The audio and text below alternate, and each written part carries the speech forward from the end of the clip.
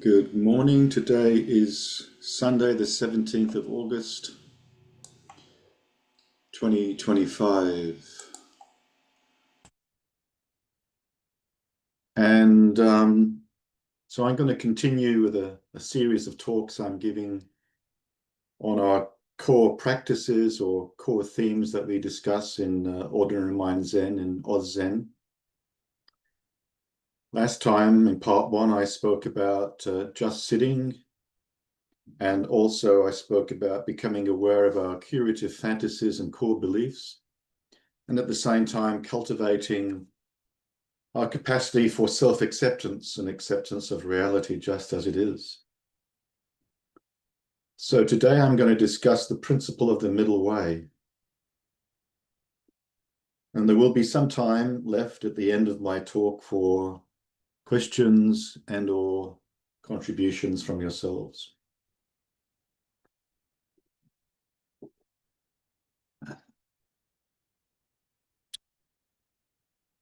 So the principle of the middle way. A Mahayana Buddhist philosopher, Nagarjuna, writing in the 2nd century, articulated a philosophy of the middle way. In particular, he spoke about the middle way as not being caught or getting caught in eternalism, what he called eternalism. And in Buddhism, that's the belief in a permanent, enduring self. He also spoke about neither getting caught in nihilism, believing that the self does not exist. Following Nagarjuna, I take a middle way understanding of the self, that the self is neither permanent nor non-existent. But like all other phenomena we experience and encounter, it is impermanent and interdependent.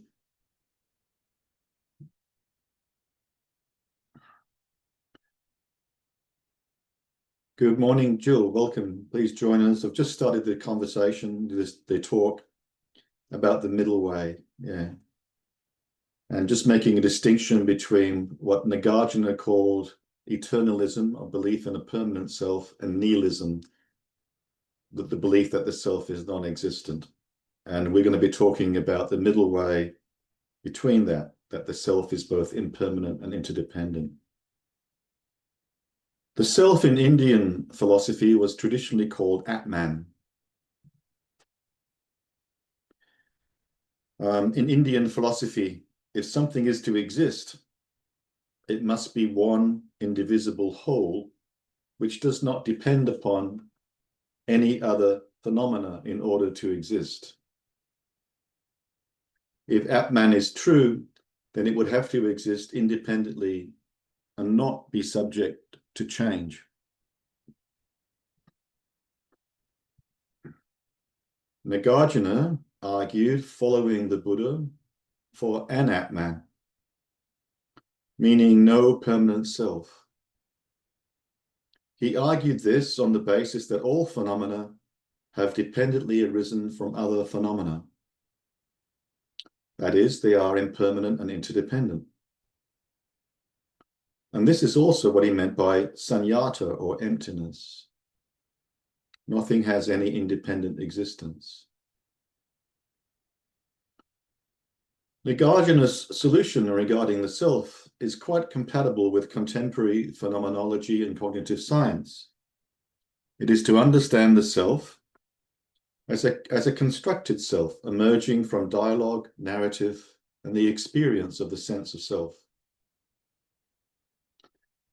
The self that we experience, therefore, is dependent for existence on the presence of other selves. It is a dynamic form of subjectivity, which is interdependent and impermanent, but yet also provides us with a necessary sense of continuity, unity, and agency. Nearly 1,000 years ago, the founder of Japanese Soto Zen, Master Dogen, stated Buddha nature is impermanence. So in essence, the self that we are already is Buddha nature. We are already Buddha nature. To quote my teacher Barry Majid, the self as it is, comprised of multiple shifting self states, co-created by its world and its relations, is already, just as is the body, an ongoing expression of the Dharma, of the joint realities of impermanence and interdependence. We do not have to discover a true self somewhere deep inside. Our true self has been hiding in plain sight all along. It is nothing but our ordinary self, experienced from the perspective of emptiness. Nothing needs to change, but that insight changes everything.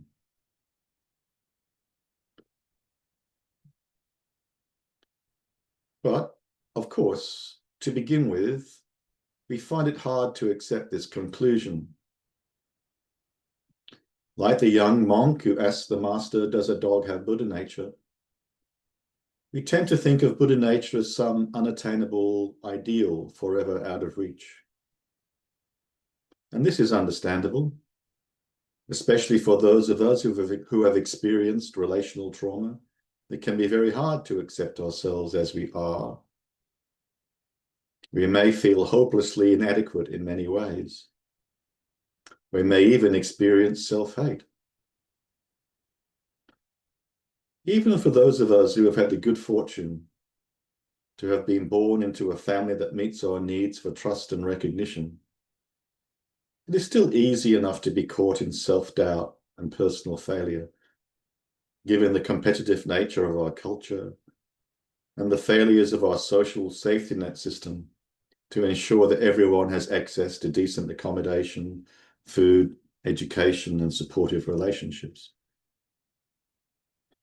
It is understandable how we habitually get caught in the feeling of being a separate, isolated self, clinging or grasping to the desire for permanence, or independence, or control.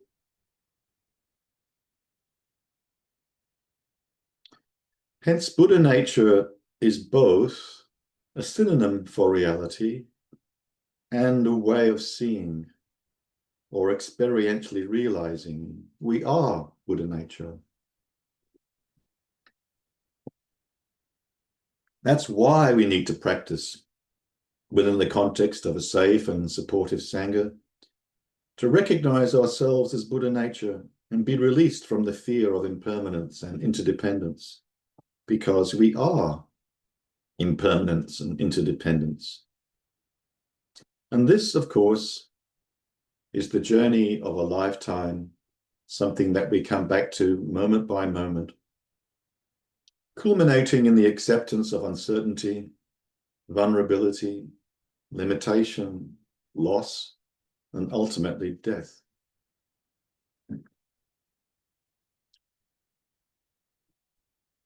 Another way we can understand the middle way is to see the interdependence between the absolute and the relative, being the one reality we all share. You sometimes come across the Zen saying, not one, not two, meaning both one and two, both the absolute and the relative. The relative, the world of interdependent relationships, is the manifestation of the absolute, a formless field, if you like, which is not located in time and space. The absolute is not another being. And the absolute is always now, unborn and undying. The absolute now does not come and go. It is our original face before we recognize self and other. But it is important not to reify this into some metaphysical realm. It is beyond formulation and concepts, but can only be seen or appreciated through formulations and concepts. The closest we can get in words is just this. It is simply that which is experiencing this. Another expression for the absolute is not knowing. It is simply being one with this moment, the gap between thoughts, before self-reflection arises. We are simply the sound of the rain, the sound of the bird, and the movement of the breath. But the absolute is the one aspect of reality that will never let you down. And being just this, we can be compassion's way.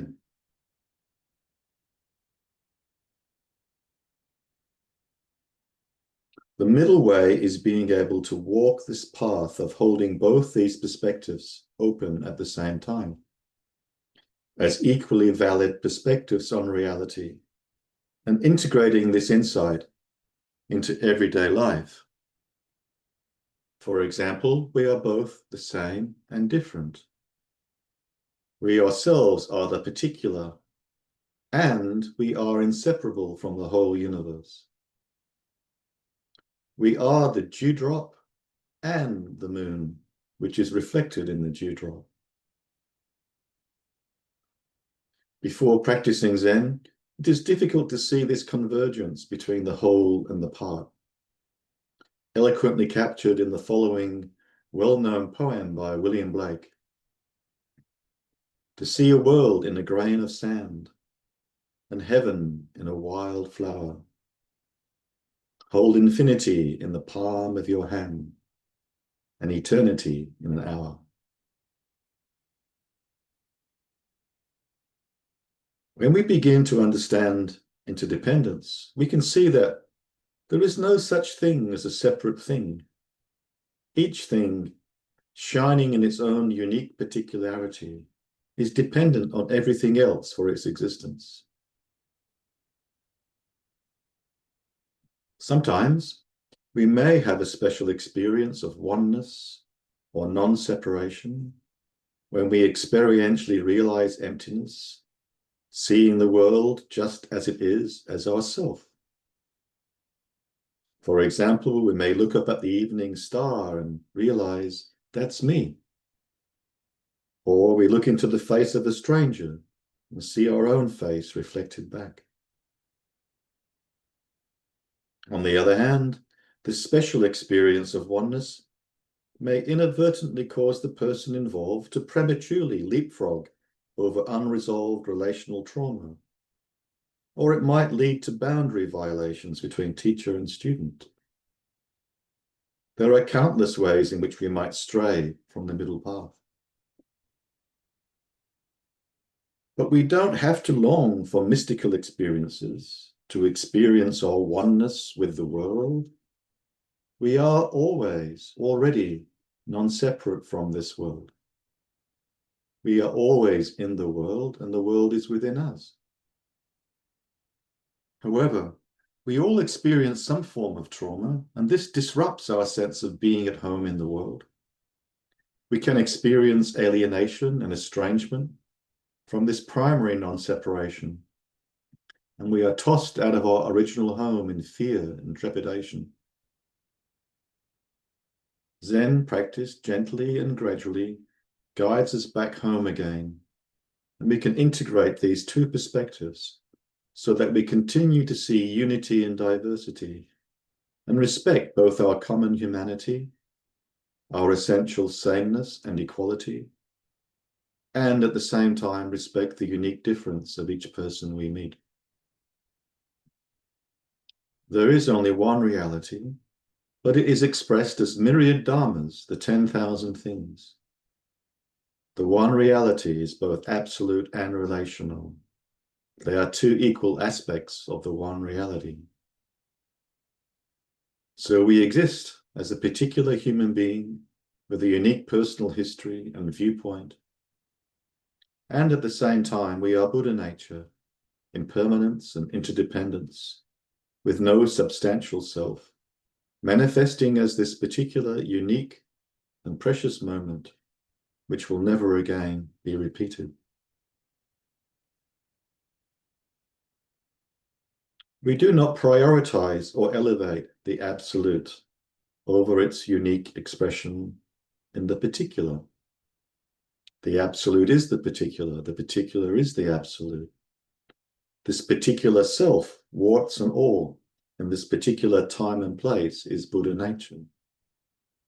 Therefore, we steer a middle way, holding both perspectives without getting stuck in either side.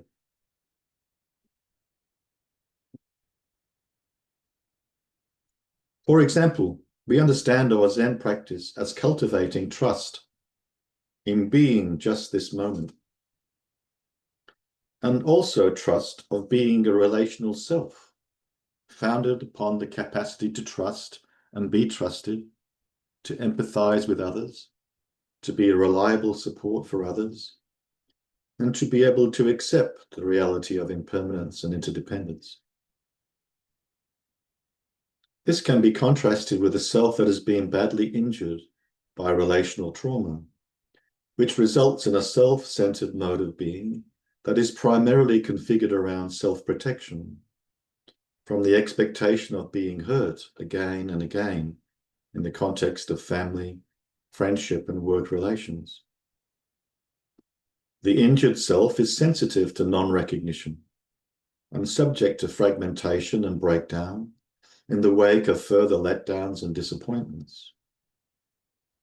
However, the self, even if injured, continues to seek coherence, continuity, and meaningfulness in experience. A healthy self is not simply the absence of symptoms, but is marked by positive attributes, vitality, values-based ambitions, self-esteem, and the ability to form meaningful relationships. Heinz Kohut, the founder of self-psychology, articulated that the healthy self is primarily forged in the context of empathic responses from significant caregivers. In fact, there is no self to be found outside the matrix of relations with other selves, meaning there is no separate, isolated self. Therefore, we also need to have some understanding of what we mean by healthy, supportive relationships. Drawing on attachment research, relational psychoanalysis, and philosophers such as Martin Buber, healthy relationships are founded on safety, trust, reliability, intimacy, mutual recognition, and the capacity to repair breakdowns in communication, disconnections, and misunderstandings.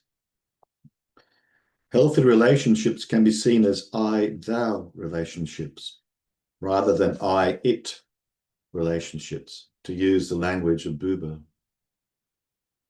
This simply means that we aspire to relate to each other as equals, as subject to subject or person to person, rather than treating others as objects. Unfortunately, many teachers, even including our own founding teacher, Joko Beck, seem to focus only on a narrow conception of the self, as self-centered and defensively configured, relating to others only as objects that provide us with pleasure or pain, objects to be used to fulfill our own needs, rather than the equal subjects meeting each other's needs on the basis of respectful reciprocity. Although this does fit the description of being caught in a self-centered dream, it doesn't present us with a healthy alternative for engaging in mutual beneficial relationships. Other spiritual teachings see the self as an illusion, as something that needs to be erased or transcended, which tends to become a recipe for spiritual bypassing. While acknowledging that the self-centered mode is often activated by traumatic disruption, conflict, or fear, I see the establishment of a healthy sense of self as crucial for our personal well-being, the well-being of others, and for integrating the spiritual aspects of life. While acknowledging that special spiritual experiences can occur prior to the maturation of a relational self, The maturation of the self allows us to integrate these experiences in a healthy way, along with healing relational trauma. I therefore see spirituality as being continuous with the maturation of a healthy relational self, a self that is comfortable with being in close relationships to another self on the basis of subject-to-subject relationality, and through empathy, being able to recognize and respect personal differences, while at the same time being able to acknowledge what we share in common, including our personal uniqueness. I would argue that spiritual love, or love for humanity and other species, is founded in human love, which is reciprocal in nature and shared with particular individuals. Our need is to love and be loved in return, not to love without being loved in return. We don't have to remain in relationships where our love is not returned because of our religious or spiritual duties to love without any expectation of being loved in return. We shouldn't use Zazen to bypass our emotional needs and our dependency on others. We use our Zazen practice to allow ourselves to be able to contain the experience of uncertainty and emotional hurt and misunderstandings that can arise in intimate relationships, or indeed within the Sangha of practitioners. All too often, there can be breakdowns between teacher and student, or student and student. But this is what our practice is for, to repair the relationships that can be repaired and end the relationships that need to be ended. Our embeddedness in intimate relationships and in Sangha is an acknowledgement that our practice depends upon one another. As householders, rather than home leavers, we prioritize our family and friends and community. What use is our Zen practice if the benefits don't flow through to the relationships that are central to our life? Or indeed, if our practice doesn't support us in engaging in helping us meet our own relational needs for recognition and support? Well, I will finish there. Thank you for being here and listening, and I look forward to our discussion. Please feel free to ask any questions you like, or to share your own thoughts and experiences on the issues I have highlighted this morning. Now I'll just stop the recording.